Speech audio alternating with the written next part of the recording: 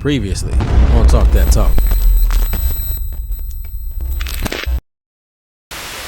From this way versus doing it on my joint. But anyway, yeah, let's double deduction. Yeah.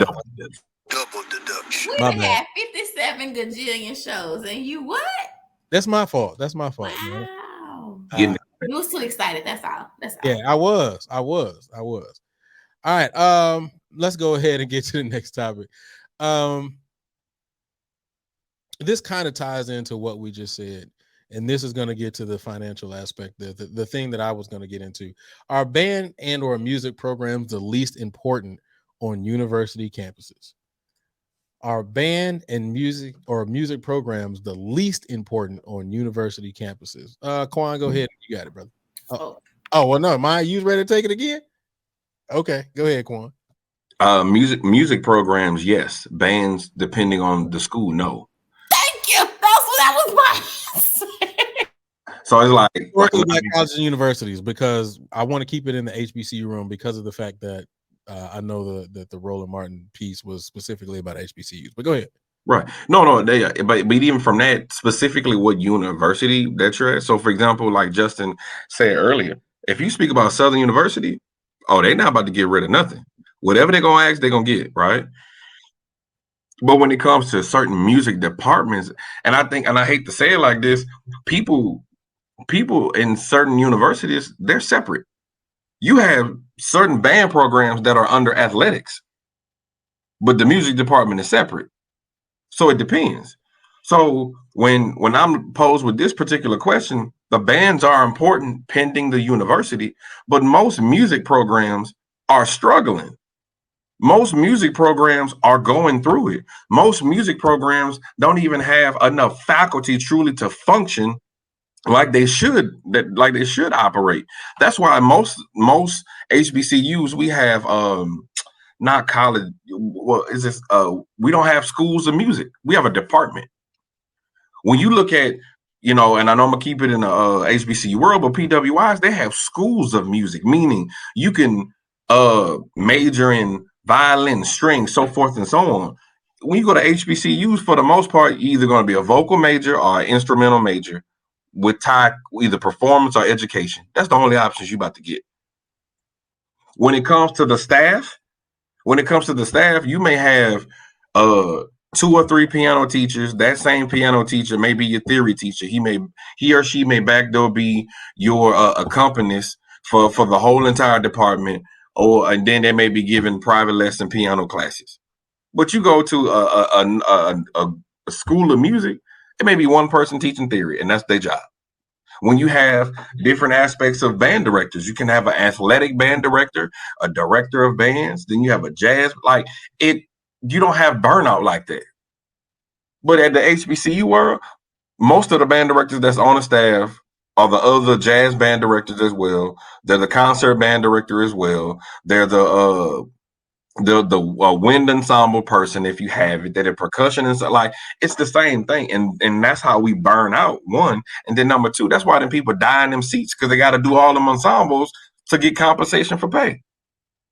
So bottom line, when you look at it, bands, honestly, like I said, pending what campus that you're on, but the music programs, again, going back to my alma mater, they need a new building. Why can't they get a new building? They're on engineer building number 3. That doesn't make sense. And some of those endowments, I know for a fact, did not just go towards engineering. Come on, man. Prairie View is bringing in dough now. Like, let's be honest. So there's no reason why for years we had to share a building with the business side. And then when the business side left, they got their own building, and we had to share it with like the ROTC Naval Cadets and whatnot. So you don't have a music building for itself. Or let's take it a step further. The elevators weren't working. They weren't working when we were there either. So it's hit or miss with that bad boy. It's a Russian roulette game, boy. You get on there, you hit that button, it's tight. You just know what I'm saying? Let's talk about episodic moments. How many music buildings you could walk in and it smell like the civil rights movement still? I mean, let's keep it a buck. Let's be honest, when the bathrooms are truly not adequate and some of them didn't even have doors. Like let's be honest of what some of the things that we've endeavored through, and honestly, we need to truly speak about fixing these things that made us who we are. But that doesn't mean the next generation has to go through it because we thought that was a rite of passage. That's wrong, bro.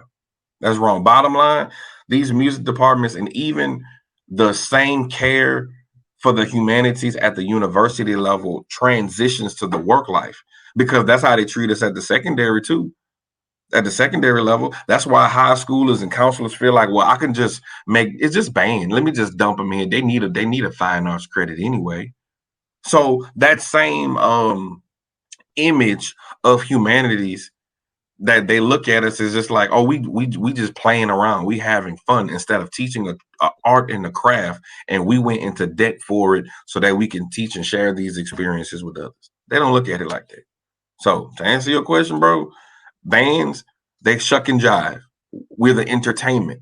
Look how much positive publicity that FAMU bring while they merge with UNC, right, to bring more blacks to their school. But my thing is, most administrators don't understand one hand wash the other.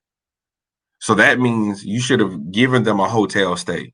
That means, honestly, they could have had more than one performance with UNC so that you can create a true aspect of diversity and equity towards your university. But that's too much like right.